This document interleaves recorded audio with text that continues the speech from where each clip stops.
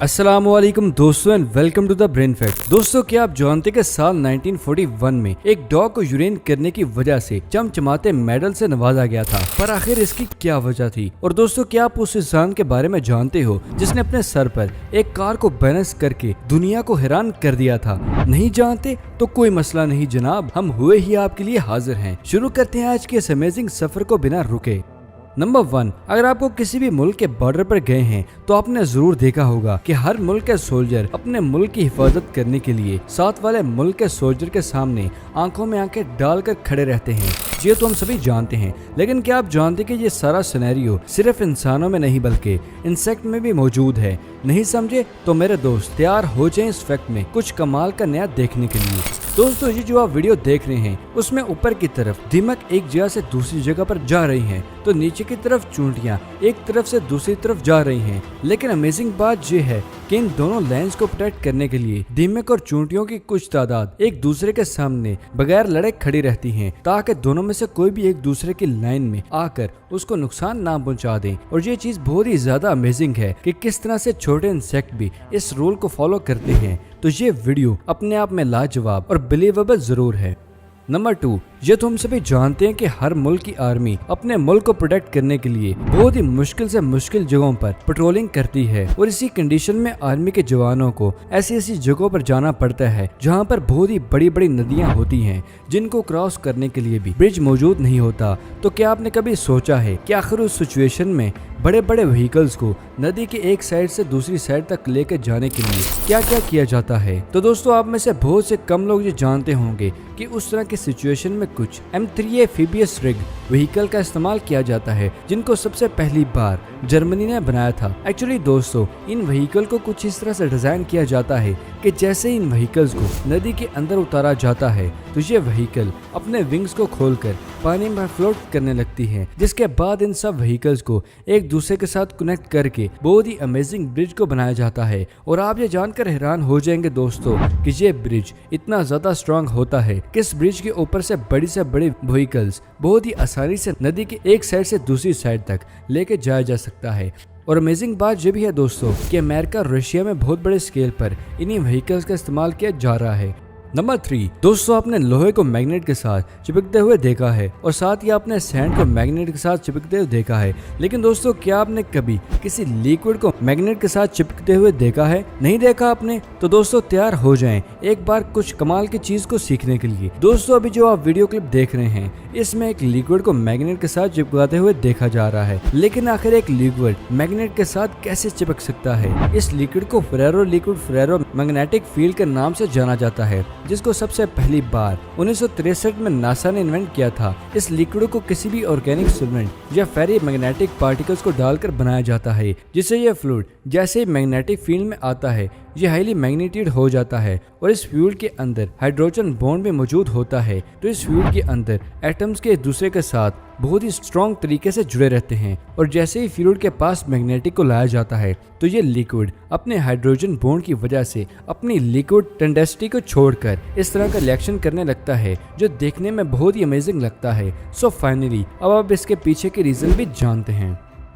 Number 4, दोस्तों आपने ice cream instrument तो देखे होंगे जिनको अमेरिका और रशिया में बनाया जाता है और इस्तेमाल भी किया जाता है। दोस्तों क्या आप जानते हैं कि एक ऐसा भी स्टोन इंस्ट्रूमेंट भी बनाया जाता है जिसको हाथों की मूवमेंट से बजाया जाता है? इनको सवेना इंस्ट्रूमेंट में कुछ स्पेसिफिक स्टोन का इस्तेमाल करके बनाया जाता है। हाथों को इस स्टोन पर रब करने से एक सर्टेन फ्रिक्वेंसी पर बहुत ही सुरीली आवाज भी सुनाई देती है, जिसको मेंटल इश्यूज को सॉल्व करने के लिए एज अ थेरेपी भी इस्तेमाल किया जाता है। ये इंस्ट्रूमेंट स्टोन का यूज करते हुए बनाए जाते हैं, तो इनका वेट 20 से लेकर 200 किलो तक का होता है। तो चलिए दोस्तों सुनते हैं इस अमेजिंग इंस्ट्रूमेंट की सुरीली आवाज को।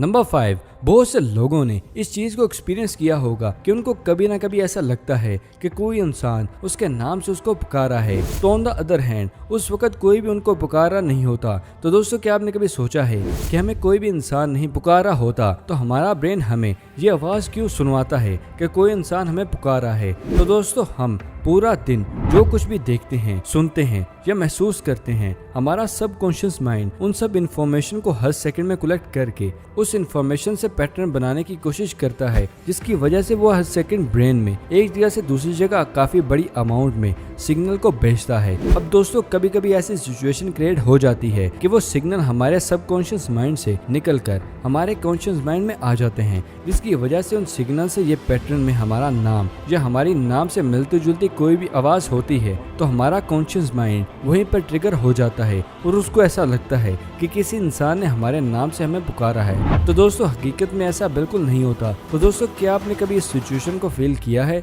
कमेंट करके हमारे साथ भी जरूर शेयर कीजिएगा। नंबर 6, किसी भी इंसान को बगैर किसी कंसर्न से टच करना रिस्पेक्टफुल नहीं माना जाता, स्पेशली अगर वो कोई लड़की है। लेकिन इसके बाद भी इस दुनिया में हर दिन ऐसे बहुत से केसेस आते हैं जहां पर लड़कियों को बगैर किसी कंसर्न के टच किया जाता है। तो दोस्तों, साल 2017 में ब्राजील इस मामले में टॉप पर रहा है और उसके पीछे सबसे बड़ी रीजन द ब्राजीलियन गवर्नमेंट का केयरलेस होना इस मामले में। तो दोस्तों, इसी प्रॉब्लम के एथनेटिक डाटा को कलेक्ट करने के लिए और ब्राजीलियन गवर्नमेंट को अवेयर करने के लिए जर्मनी के सिचुएशन कंपनी ने एक बहुत ही यूनिक कैंपेन को चलाया। और उस कैंपेन को समझने के लिए हमें हमारी बॉडी की एक खास बात को भी समझना होगा।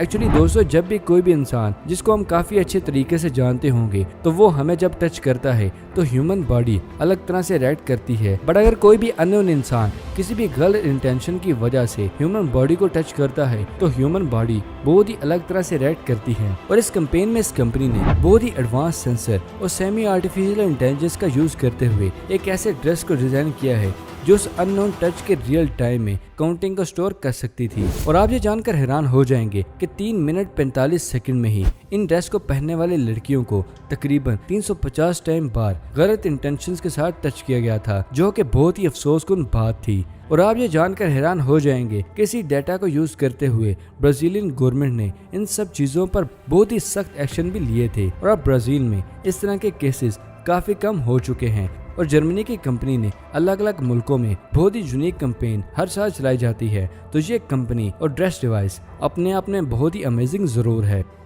नंबर 7, आपने विंटर सीजन में नदियों और झीलों को जमते हुए तो जरूर देखा होगा। लेकिन दोस्तों, क्या आप जानते हैं कि इस दुनिया में एक ऐसी भी झील मौजूद है जिसके साथ सर्दियों में कुछ ऐसा होता है जिसको देखकर आप भी हैरान जरूर हो जाएंगे। इस झील का नाम अब्राहम लेक है, जो कि कनाडा में मौजूद है। और विंटर सीजन में जैसे ही इस लेक का पानी जमता है, उस जमते हुए पानी के नीचे कुछ इस तरह के बहुत ही खूबसूरत बबल्स बन जाते हैं। इस लेक की जियोग्राफिकल कंडीशन को देखा जाए तो आप ये देखेंगे कि इस लेक के सरफेस पर बहुत से ऑर्गेनिक मैटर मौजूद हैं। लेक में मौजूद बैक्टीरिया जैसे इस ऑर्गेनिक मैटर को कंज्यूम करके अपने फूड को बनाते हैं, तो इस पूरे ही प्रोसेस में बहुत बड़ी तादाद में मीथेन गैस जनरेट होती है। और विंटर सीजन में जैसे ही इस लेक का पानी जम जाता है तो मीथेन गैस हवा में रिलीज नहीं हो पाती और ये गैस हमें बबल शेप में नजर आती है, जिसकी वजह से इस लेक को दुनिया की खूबसूरत लेक में शुमार किया जाता है।